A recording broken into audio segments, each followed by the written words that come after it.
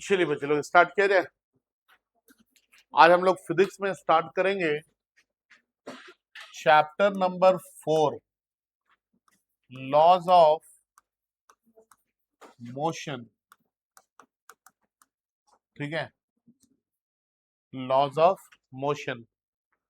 इस चैप्टर में हमको दो टॉपिक पढ़ना है। एक पढ़ना है न्यूटन्स लॉ ऑफ मोशन और दूसरा टॉपिक पढ़ना है फ्रिक्शन। क्या क्या पढ़ना है? एक पढ़ना है न्यूटन्स लॉ ऑफ मोशन और दूसरा पढ़ना है फ्रिक्शन। ठीक है, इसका तीसरा टॉपिक था यूनिफॉर्म सर्कुलर मोशन जो हम लोगों ने पढ़ लिया। ठीक है, लिखिए, कॉपी कीजिए। फिजिक्स का 4th chapter laws of motion, जिसमें हमको पढ़ना है न्यूटन्स लॉ ऑफ मोशन और फ्रिक्शन। दो चीज के बारे में हमको जानकारी चाहिए।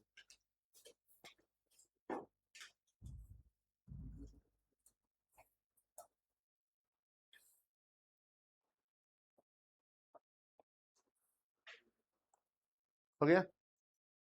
बढ़े आगे। तो हम लोग सबसे पहला टॉपिक स्टार्ट करेंगे 4.1, जिसका नाम है न्यूटन्स लॉ ऑफ मोशन। और इसमें हम लोग पढ़ेंगे सबसे पहला Newton's first law of motion. Newton's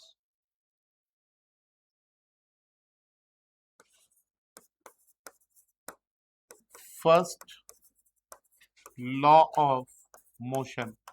क्या आपको पता है Newton's first law of motion क्या बोलता है? न्यूटन्स के गति का पहला नियम क्या है? क्या है वो?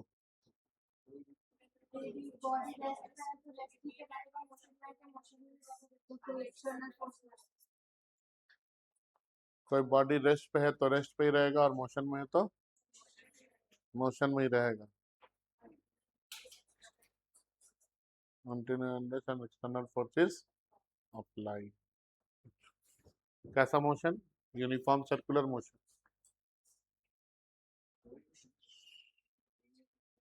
हाँ, लीनियर मोशन भी, लीनियर भी सर्कुलर भी। और बोलिए, बोलिए, बताइए शबीब, बताइए क्या सोच रहे हैं? बताइए, कुछ तो आंसर दीजिए यार। जो लोग बोले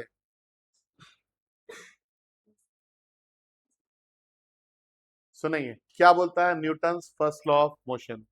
न्यूटन्स के गति का पहला नियम ये बोलता है a body continues to be in its initial state, जिसको हिंदी में हम लोग बोलते हैं कोई भी बॉडी अपने इनिशियल शुरुआती स्टेट में रहेगा। वो शुरुआती स्टेट या तो रेस्ट का हो सकता है या फिर uniform motion in a straight line का हो सकता है। ठीक है, ये नहीं कि बॉडी ऐसे घूम रहा है। बॉडी जहां घूमेगा वहां पक्का है कि आपको फोर्स लगाना पड़ेगा। समझ में आया बात? हाँ या ना? तो क्या बोलता है न्यूटन्स का फर्स्ट लॉ? ये बोलता है a body continues to be in its initial state, that is state of rest और uniform motion in a straight line. कब तक? कब तक कोई रेस्ट पे रह सकता है या कब तक यूनिफॉर्म मोशन से स्ट्रेट लाइन पे चल सकता है? जब तक कोई बाहरी फोर्स, एक्सटर्नल फोर्स ना लगे। समझ में आया बात? क्या बोले? आप वहां तो उठिए बाबू, यहाँ आइए।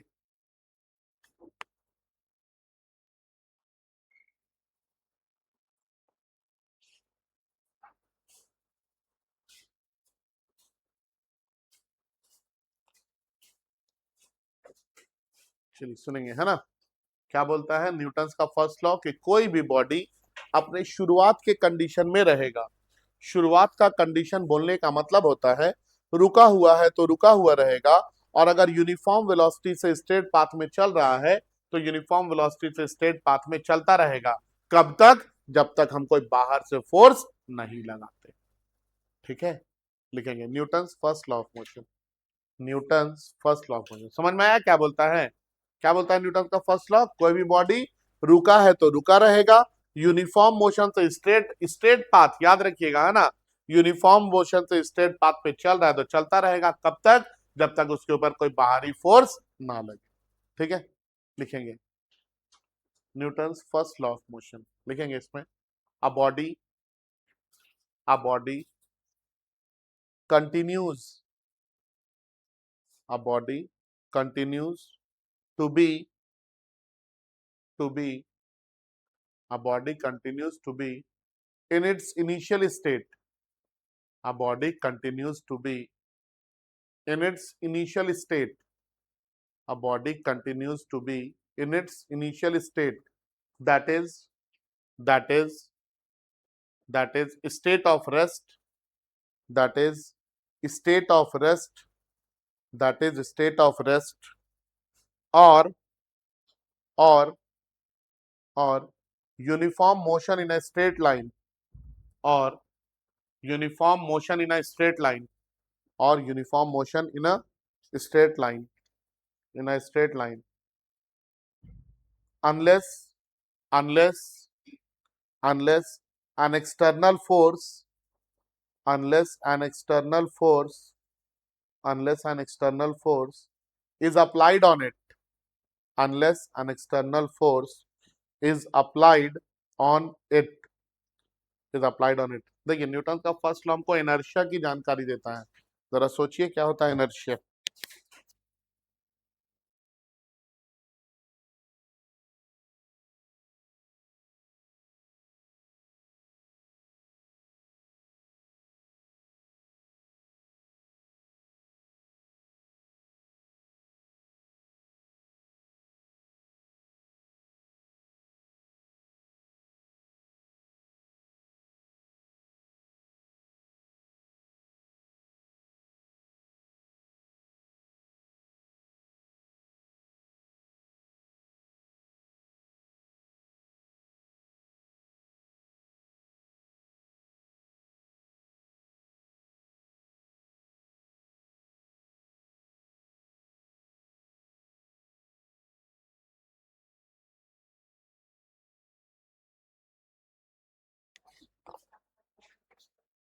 है ना, तो न्यूटन्स के फर्स्ट लॉ से हमको किसकी जानकारी मिलती है?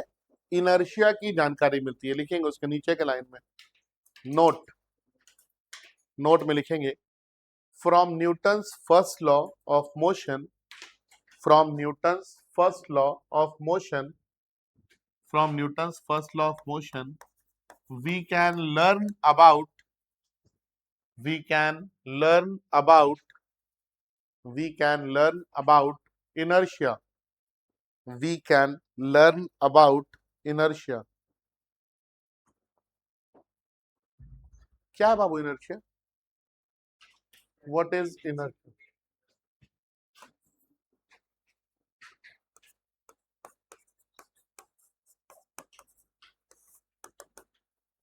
What is inertia? कोई पूछे inertia क्या है? Tendency to be in rest or to be in motion। ठीक है, थोड़ा सा और कुछ elaborate करेंगे?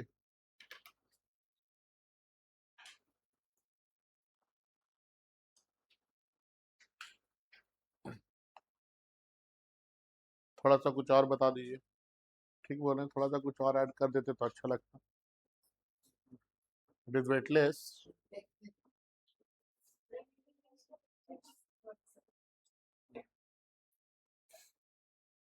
बोलिए, जल्दी बोलिए, बदामी बोलेंगे।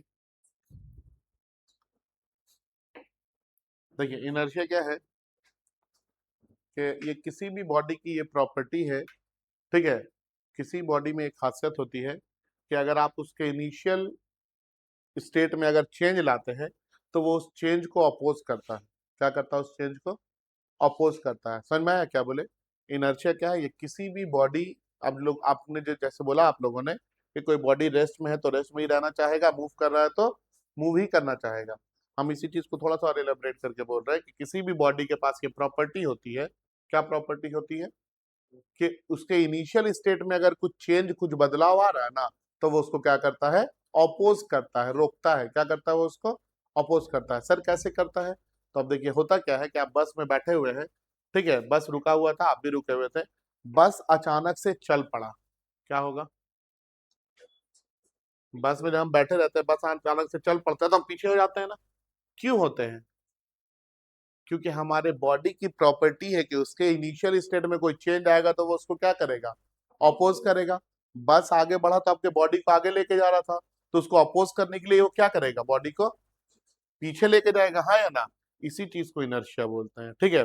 बस वाला ही चला रहा था बस, ठीक है, आप खड़े हुए थे आराम से ऐसे करके, है ना, अचानक से मार दिया वो ब्रेक, ठीक है, बस में ब्रेक था वो रुक गया। आप तो अपने आप को ब्रेक से नहीं चला रहे हैं, चला रहे हैं क्या? नहीं ना। जब बस की स्पीड थी 80 किलोमीटर पर आवर, तो आपकी भी स्पीड कितनी थी? 80 किलोमीटर पर आवर। अचानक से बस वाला ब्रेक मार दिया, क्या हुआ? मूले के आगे गिर गए। यही होता है ना, उलट जाते हैं, हाँ या ना? तो क्यों उलट गए? क्योंकि आप जब बस जब चल रहा था तो आपके पास आगे जाने वाली वेलोसिटी थी, बस ने ब्रेक मारा अपने आप को रोकने के लिए, मतलब उसने वेलोसिटी क्या किया? अपोज कर दिया वेलोसिटी को। अब आपका बॉडी बोल रहा नहीं हमको आगे ही जाना है, ठीक है, अपोज करने के लिए क्या करना होगा? आगे जाना होगा ना। बस अगर रोक रहा है तो वो क्या कर रहा है? बस को रोक रहा है, तो मतलब आपका बॉडी उसको क्या करेगा? रोकने को अपोज करेगा, तो बॉडी क्या होगा? आगे की तरफ जाएगा। होता भी है ऐसा, ठीक है। एक और होता है इसमें डायरेक्शन के केस में, जब टर्निंग ले रहा होता है बस, आप खिड़की के पास बैठे हैं, ज्यादा जोर से टर्न ले रहा है इस तरह से, तो आप भी ऐसे खिड़की की तरफ होते हैं ना, थोड़ा और ज्यादा जोर से लेगा तो खिड़की से बाहर भी हो जाएंगे। हो सकते हैं कि नहीं हो सकते हैं, है ना? बहुत बड़ा आदमी खिड़की से बाहर हो नहीं हो, ज्यादा जोर से मोड़ता है, बस ही बाहर हो जाता है ट्रैक से, ठीक है। या बाइक वाला मुड़ रहा था, सही से नहीं मुड़ा, क्या हुआ? ट्रैक से बाहर हो गया।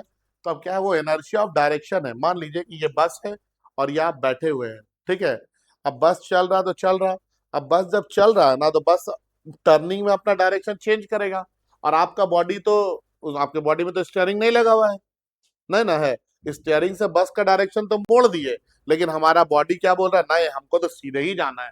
तो बस जब ऐसे मुड़ने लगता है तो आप खिड़की की तरफ जाने लगते हैं, ठीक है। मतलब क्या हो रहा है कि आपके डायरेक्शन में चेंज हो रहा था, आप उसको क्या कर रहे हैं? अपोज कर रहे हैं ना। इसी अपोज करने को ही हम क्या बोलते हैं? इनर्शिया बोलते हैं। किसी भी बॉडी की वो प्रॉपर्टी कि आप उसके इनिशियल स्टेट में अगर चेंज लाएंगे तो वो उस चेंज को क्या करेगा? अपोज करेगा, रोकेगा, ठीक है। समझ में आ रहा है? और इसी चीज को हम क्या बोलते हैं? इनर्शिया बोलते हैं। क्लियर है, हाँ या ना? लिखवा दें? समझ में आया जी बाबू? लिखेंगे इनर्शिया, लिखेंगे इसमें the property of a body, the property of a body to oppose to any change to oppose any change in its initial state, to oppose any change in its initial state, to oppose any change in its initial state is known as inertia, is known as inertia, is known as inertia, ठीक है। इसके बाद लिखेंगे type of inertia, इसके बाद लिखेंगे type of inertia, type of inertia, inertia का type. तो टाइप ऑफ इनर्शिया में बच्चों सबसे पहला आता है inertia of rest, inertia of rest. कोई बॉडी रेस्ट पे है तो रेस्ट पे ही रहना चाहता है, जैसे आप लोग अरे बेड पे पड़े हैं, अरे मम्मी यही रहने दो, खाना पीना सब ला के दे दो, हाँ या ना, ठीक है। तो इनर्शिया ऑफ रेस्ट, अगर किसी बॉडी के रेस्ट के कंडीशन में कोई चेंज लाते हैं आप, तो वो उसको अपोज करेगा, और इसी चीज को हम लोग क्या बोलते हैं? इनर्शिया ऑफ रेस्ट बोलते हैं। क्लियर है, समझ में आया? क्या बोले, क्या बोले, बताइए। इनर्शिया ऑफ रेस्ट क्या है? किसी बॉडी की प्रॉपर्टी जिससे कि वो इसके इनिशियल स्टेट ऑफ रेस्ट में अगर कोई चेंज आएगा तो वो उसको क्या करेगा? अपोज करेगा। अभी मैंने बस वाला एग्जांपल दिया था ना आपको, बस भी रुका हुआ है, आप भी रुके हुए, दोनों ऐसे बैठे हुए हैं, बस की वेलोसिटी भी जीरो, आपकी वेलोसिटी भी जीरो, हाँ या ना? लेकिन बस अचानक से चल पड़ा, आपको पता भी नहीं था, बस अचानक से चल पड़ा, तो आप पीछे हो जाते हैं ना। ठीक है, तो पीछे हो रहे तो क्या कर रहे हैं, आपके स्टेट में जो चेंज आ रहा है आप उसको क्या कर रहे हैं, अपोज कर रहे हैं, रोक रहे हैं। ठीक है, क्योंकि बस आगे जा रहा है तो उसको अपोज करने के लिए आपको क्या करना होगा, पीछे आना होगा। तो आपका बॉडी अपने आप वो काम कर लेता है। इसी चीज को हम क्या बोलते हैं, इनर्शिया ऑफ रेस्ट बोलते हैं। ठीक है, इनर्शिया ऑफ रेस्ट क्या चीज पर डिपेंड करता है, तो बॉडी के मास के ऊपर डिपेंड करता है। किसके ऊपर, बॉडी के मास के ऊपर। ठीक है, लिखवा दें, चलिए लिखेंगे। टाइप ऑफ इनर्शिया में सबसे पहला लिखेंगे inertia of rest, inertia of rest, inertia of rest लिखेंगे इसमें। the property of a body, the property of a body to oppose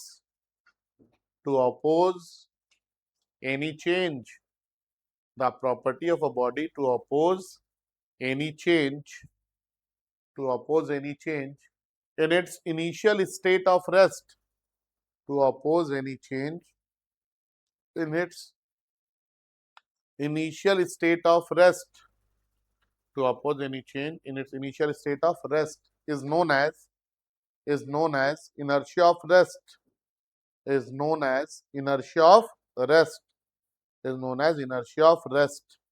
उसके नीचे के लाइन में लिखेंगे inertia of rest depends on, inertia of rest depends on mass of the body, inertia of rest depends on mass of the body, inertia of rest depends on mass of the body. अब number 2 में आ जाएंगे, inertia of motion. Number 2 में क्या है, inertia of motion, inertia of motion. अब ये बोलता है कि अगर बॉडी मोशन में है और आप इसके जो मोशन में, जिस मोशन में है ये, आप अगर इसमें कोई चेंज लाएंगे तो ये इसको भी क्या करेगा, अपोज करेगा। ठीक है, समझ में आ रहा है। बॉडी मान लीजिए मोशन में था, आप इसको रोकना चाहें, ठीक है ना, बस में आप खड़े होकर जा रहे थे, आपका बॉडी मोशन में था, बस भी मोशन में था। ठीक है, अचानक से बस वाला क्या किया, ब्रेक मारा। ठीक है, तो वो आपके मोशन को रोकना चाहा, तो आपका बॉडी बोला नहीं, हम अपना मोशन को नहीं रोकेंगे, और आपने उसको अपोज किया। कैसे अपोज किया, तो आगे जा करके, हाँ या ना। ठीक है, इसी चीज को हम क्या बोलते हैं, इनर्शिया ऑफ मोशन बोलते हैं। कि अगर मोशन में कोई चेंज आ रहा है और आप उसको अपोज कर रहे हैं तो ये क्या कहलाएगा, इनर्शिया ऑफ मोशन कहलाएगा। इनर्शिया ऑफ मोशन दो चीज पे डिपेंड करता है, एक बॉडी के मास के ऊपर और दूसरा वेलोसिटी ऑफ द बॉडी। ठीक है, लिखेंगे, चलिए लिखिए, inertia of motion, inertia of motion लिखेंगे इसमें। The property of a body, the property of a body to oppose any change, to oppose any change in its initial state of motion, to oppose any change in its initial state of motion, to oppose any change in its initial state of motion is known as inertia of motion, is known as inertia of motion, is known as inertia of motion. उसके नीचे के line में लिखेंगे, inertia of motion depends on, inertia of motion depends on, inertia of motion depends on, depends on. ठीक है, number 1 में लिखिए mass of the body, mass of the body, और नंबर 2 में लिखिए velocity of the body, number 2 में लिखिए velocity of the body, velocity of the body. ठीक है, आगे बढ़े। तीसरे नंबर पे आता है inertia of direction, inertia of direction. तो क्या होगा इनर्शिया ऑफ डायरेक्शन, बता दीजिए आप ही लोग अब। हाँ, किसी भी बॉडी की वो प्रॉपर्टी जिससे कि वो डायरेक्शन में अगर चेंज हो रहा तो वो उसको क्या करेगा, अपोज करेगा। ठीक है ना, डायरेक्शन में चेंज करने को अगर अपोज करता है तो इस चीज को हम लोग क्या बोलेंगे, इनर्शिया ऑफ डायरेक्शन बोलेंगे। ठीक है, तो अगर आप देखेंगे मिला जुला के तो इनर्शिया क्या है, एक तरह का ऑपोजिशन है ना। इनिशियल कंडीशन में चेंज आना दैट इज इनर्शिया, उसको अपोज करना। इनिशियल कंडीशन में जो चेंज आ रहा है उसको अपोज करना, इसी चीज को हम क्या बोलते हैं, इनर्शिया बोलते हैं। ठीक है, लिखेंगे inertia of direction, inertia of direction लिखेंगे इसमें। The property of a body, the property of a body to oppose, to oppose, to oppose any change, to oppose any change in its in its initial state of direction, in its initial state of direction, initial state of direction, initial state of direction is known as inertia of direction, is known as inertia of direction, is known as inertia of direction।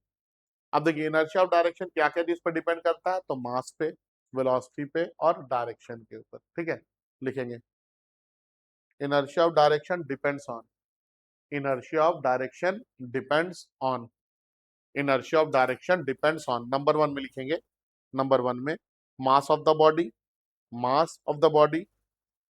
Number two में लिखेंगे velocity of the body, velocity of the body. और number three में लिखेंगे direction of the body, direction of the body, direction of the body.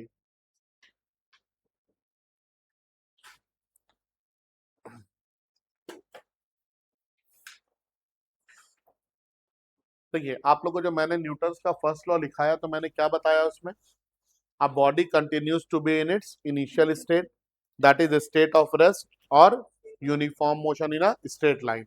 मतलब कोई भी body रुका हुआ है तो रुका हुआ रहेगा, यूनिफॉर्म मोशन से स्ट्रेट लाइन में चल रहा है तो चलता रहेगा। कब तक, जब तक कोई एक्सटर्नल फोर्स नहीं काम करता। तो क्या होता है ये फोर्स, व्हाट इज फोर्स, कोई पूछ दे आपसे व्हाट इज फोर्स, क्या बताएंगे फोर्स के बारे में, व्हाट इज फोर्स। ये बॉडी जा रहा था, रास्ता मोड़ना था, क्या किए, धक्का दे दिए, है ना। तो धक्का किधर देंगे, बाहर देंगे अंदर से, बाहर से। बाहर को अंग्रेजी में क्या बोलते हैं, एक्सटर्नल। तो फोर्स एक, फोर्स क्या है, एक एक्सटर्नल काउज है। फोर्स क्या है, एक एक्सटर्नल काउज है जो क्या कर सकता है, बॉडी के इनिशियल कंडीशन को चेंज कर सकता है, हाँ या ना। इनिशियल कंडीशन को चेंज कर सकता है मतलब सर, मतलब बॉडी रुका हुआ है, फोर्स लगाए चल पड़ेगा। बॉडी चल रहा था, फोर्स लगाए रुक गया। बॉडी आ रहा था, फोर्स लगाए डायरेक्शन चेंज कर दिए, हाँ या ना। बॉडी रखा हुआ था, फोर्स लगाए शेप और साइज सब चेंज कर दिए, हाँ या ना। तो फोर्स क्या है, एक एक्सटर्नल काउज है, बाहरी कारण है जो किसी भी बॉडी के क्या करेगा, इनिशियल कंडीशन में चेंज ला सकता है। ठीक है, चेंज ला सकता है या लाने की क्षमता होती है, ये बात बोल सकते हैं। बहुत बार ऐसा होता है यहाँ फोर्स हम लगा रहे लेकिन कुछ हो ही नहीं रहा। ठीक है, होता है ना यार। अब हम लोग हम फोर्स लगाएंगे तो हम मोड़ सकेंगे उसको, रॉड रहेगा हेवी रॉड, मोड़ना चाहेंगे मुड़ेगा नहीं। तो वहां पे लेकिन हाँ वो बोल रहा है कि थोड़ा सा फोर्स बढ़ाओ, थोड़ा सा और बढ़ाओ तो हम लोग मोड़ सकते हैं। ठीक है, तो टेंडेंसी है। ठीक है, फोर्स एक एक्सटर्नल काउज है जो बॉडी के इनिशियल कंडीशन को या तो चेंज कर सकता है या चेंज करने की टेंडेंसी होती है। ठीक है, अब कोई बस चला आ रहा है, वो उसकी वेलोसिटी है कुछ 40-50 किलोमीटर पर आवर, हम हाथ लगा के रोक देंगे उसको, नहीं ना, फोर्स तो है ही ना, हम तो लगा ही रहे हैं। ठीक है, समझ में आ रहा है बात। या बस रुका हुआ था, हम ऐसे करके धक्का दे करके हम स्टार्ट कर देंगे, चला देंगे, अकेले तो नहीं ही होगा। ठीक है ना। तो क्या हो रहा है कि हम फोर्स तो लगा रहे लेकिन वो मूव नहीं कर रहा, वो अपने मने मने क्या बोल रहा है ना, थोड़ा सा और फोर्स बढ़ाओ ना, हो सकता है हम चल पड़े, हाँ या ना। इसी जो मने मने बोलता है ना, इसी को टेंडेंसी बोलते हैं। क्या बोलते हैं, टेंडेंसी। मतलब कि चेंज करने की क्षमता है उसके अंदर, क्या है उसके अंदर, चेंज करने की क्षमता। समझ में आया बात, क्या बोले, क्या है फोर्स, फोर्स एक्सटर्नल काउज है, क्या करता है, हाँ इनिशियल स्टेट को या तो बदल देगा या बदलने की टेंडेंसी हो। समझ में आया बात, क्लियर है ना। लिखेंगे फोर्स, फोर्स लिखेंगे इसमें, it is, it is an external cause, It is an external cause. It is an external cause that either changes the initial state that either changes the initial state or or has the tendency or has the tendency has the tendency to change the initial state or has the tendency to change the initial state or has tendency to change the initial state of the body of the body ठीक है उसके नीचे की line में लिखेंगे force can अब लिखिए start the motion number one में लिखिए नंबर वन में start the motion force can number one में start the motion number two में stop the motion number three में change the direction of motion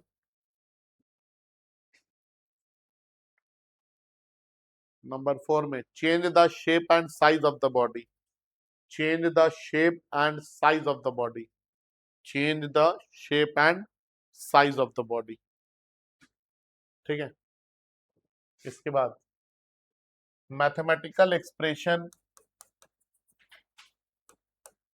mathematical expression for Newton's first law of motion क्या Newton's के first law of motion में कोई mathematical expression जानते हैं आप न्यूटन्स के मोशन के लिए न्यूटन्स के फर्स्ट लॉ ऑफ मोशन के लिए कोई मैथमेटिकल एक्सप्रेशन जानते हैं आप वो फर्स्ट लॉ नहीं बताता है अब सुनेंगे है ना मैंने बोला कि वेलोसिटी कांस्टेंट रहेगा कब तक जब फोर्स का वैल्यू जीरो होगा न्यूटन ने यही बोला ना या तो रुका है या कांस्टेंट वेलोसिटी है हाँ या ना तो वेलोसिटी कांस्टेंट होगा जब फोर्स कितना है जीरो है हम इसको डिफरेंशिएट करेंगे with respect to time differentiating with respect to time जब आप डिफरेंशिएट करेंगे तो आपको क्या मिलेगा dv by dt this is equal to d by dt of constant ठीक है व्हेन f का वैल्यू कितना जीरो dv by dt को क्या लिखते हैं एक्सेलरेशन हाँ या ना dv by dt क्या होता है एक्सेलरेशन और कांस्टेंट का डिफरेंशिएशन कितना होता है जीरो कब when f equal to zero याद रखेंगे जब फोर्स जीरो होगा तो मतलब फोर्स अगर जीरो है तो एक्सेलरेशन जीरो रहेगा ही रहेगा मतलब बॉडी की वेलोसिटी वहां पे चेंज नहीं करेगी इंक्रीज नहीं करेगी समझ में आ रहा है हाँ या ना अगर फोर्स जीरो है तो पक्का है कि एक्सेलरेशन क्या होगा जीरो ठीक है लिखिए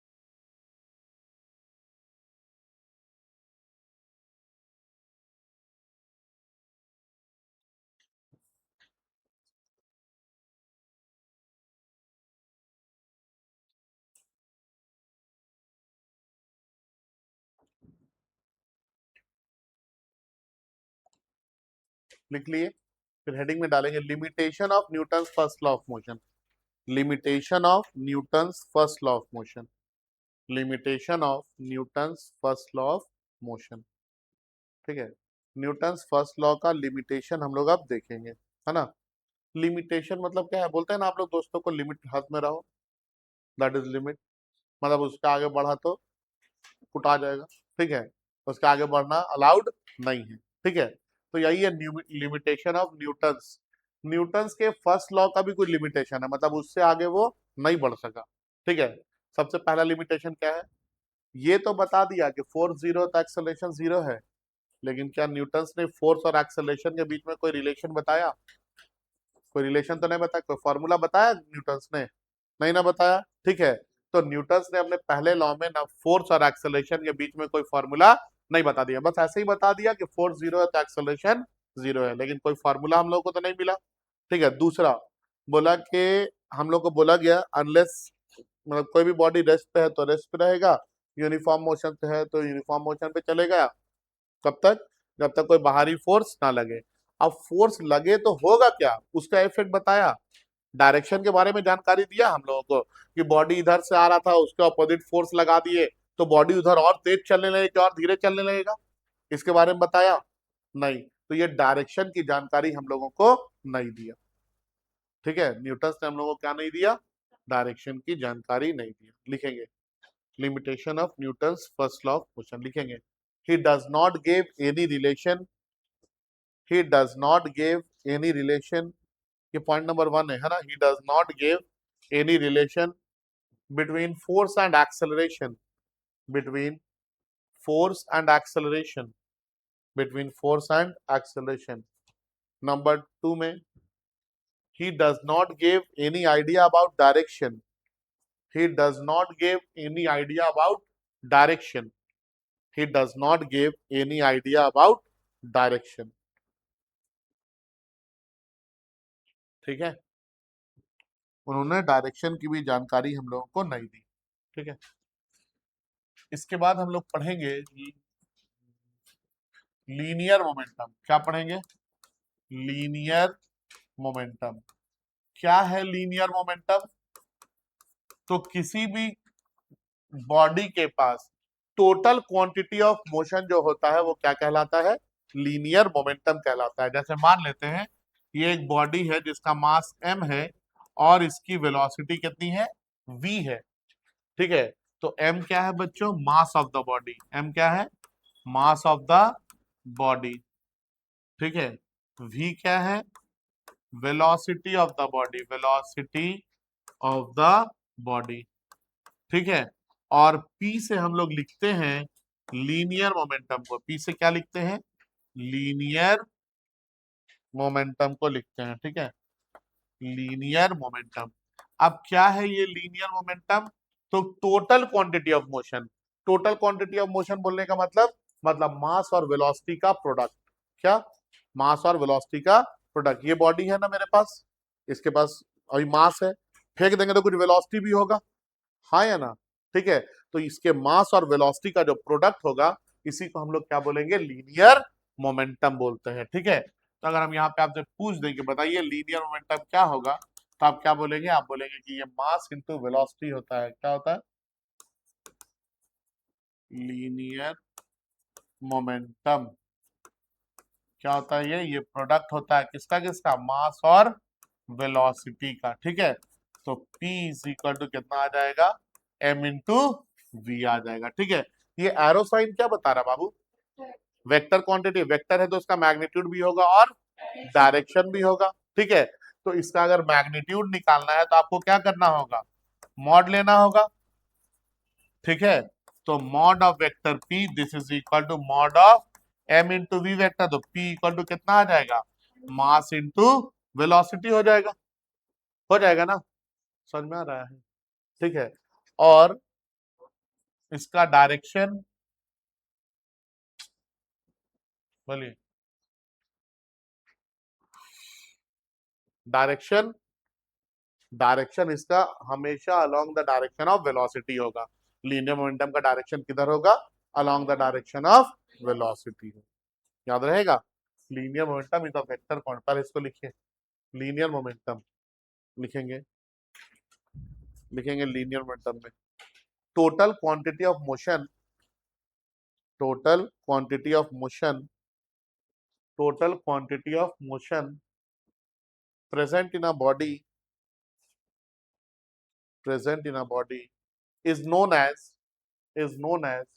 linear momentum. Total quantity of motion present in a body is known as linear momentum. Total quantity of motion present in a body is known as linear momentum. उसके नीचे के लाइन में लिखेंगे it is given by the product of it is given by the product of it is given by the product of mass and velocity. It is given by the product of mass and velocity. It is given by the product of mass and velocity. ठीक है, तो copy कीजिए आप लोग.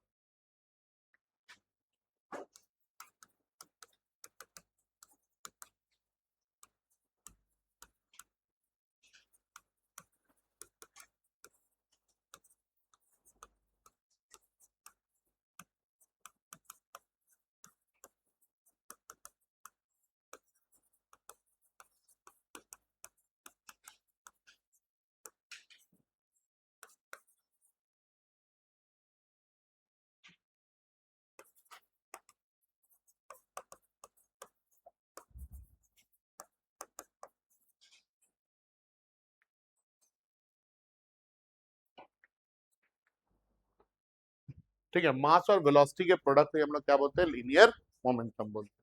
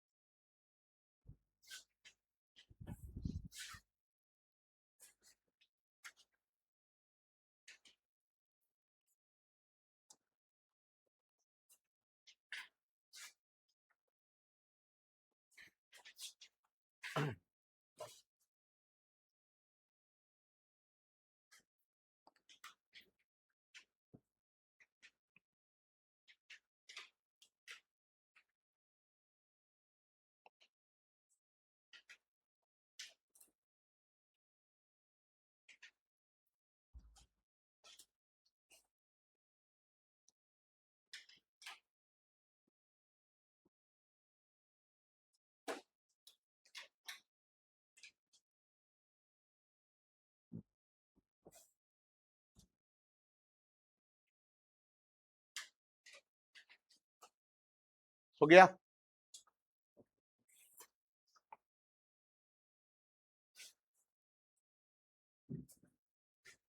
Unit क्या लिखेंगे linear momentum का? Unit of linear momentum. तो मास के लिए केजी और वेलोसिटी के लिए मीटर पर सेकंड. ठीक है, केजी मीटर पर सेकंड.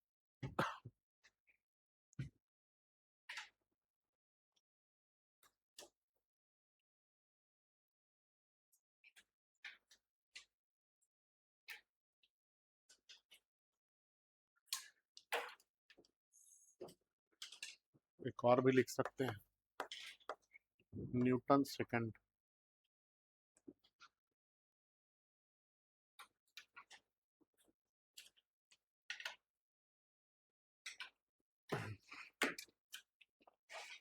हो गया?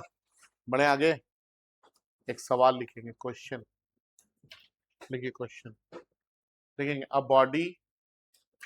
a body of mass m a body of mass m is moving with velocity u is moving with velocity u on a straight path is moving with velocity u on a straight path comma देके suddenly a force is applied suddenly a force is applied and body returns back on same path with same velocity body returns back on same path with same velocity. Full stop. Find change in linear momentum of the body, find change in linear momentum of the body, find change in linear momentum of the body. Important mark करेंगे question को, है ना। Find change in linear momentum of the body, बनाइए।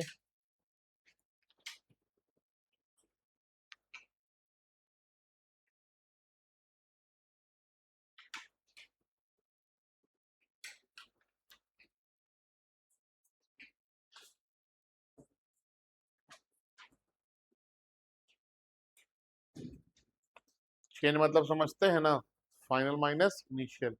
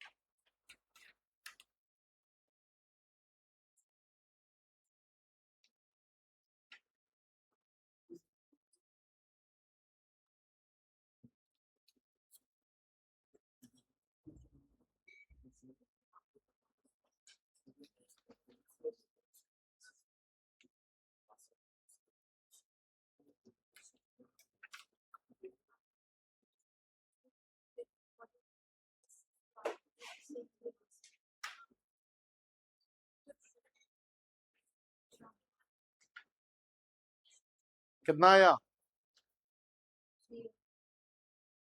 0। सुनेंगे इधर, है ना। देखिए, बोलता है एक बॉडी है जिसका मास कितना है, m है, कितने वेलोसिटी से मूव कर रहा, u, एक स्ट्रेट पाथ में मूव कर रहा था, जा रहा था जा रहा था जा रहा था। तो इसका जो मास है वो m है और वेलोसिटी कितनी है, u। सडनली क्या हुआ, एक फोर्स लगा और ये अपना डायरेक्शन पलट गया। तो अब इसकी वेलोसिटी कितनी हो गई, -u। अगर हम आपसे पूछे कि बताइए इनिशियल लीनियर मोमेंटम, तो मास इंटू वेलोसिटी बोलेंगे, m इंटू यू। अगर आपसे पूछे फाइनल लीनियर मोमेंटम, तो मास इंटू फाइनल वेलोसिटी बोलेंगे, तो m इंटू माइनस यू, मतलब -m इंटू यू। अब हम आपसे पूछेंगे बताइए चेंज इन लीनियर मोमेंटम, तो चेंज इन क्या होता है, फाइनल माइनस इनिशियल।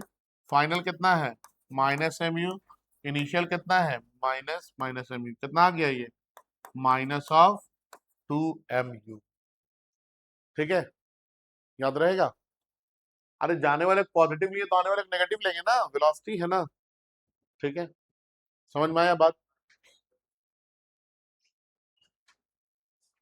बोलिए हाँ या ना, क्लियर है यहाँ तक। ये टॉपिक हमारा यहाँ पे होता है समाप्त। कल स्टार्ट होगा न्यूटन्स का सेकेंड लॉ ऑफ मोशन। ठीक है, इतना दूर पढ़ करके आना है ना, लीनियर मोमेंटम पढ़ के आना है, क्योंकि कल लीनियर मोमेंटम से रिलेटेड ही टॉपिक चलेगा।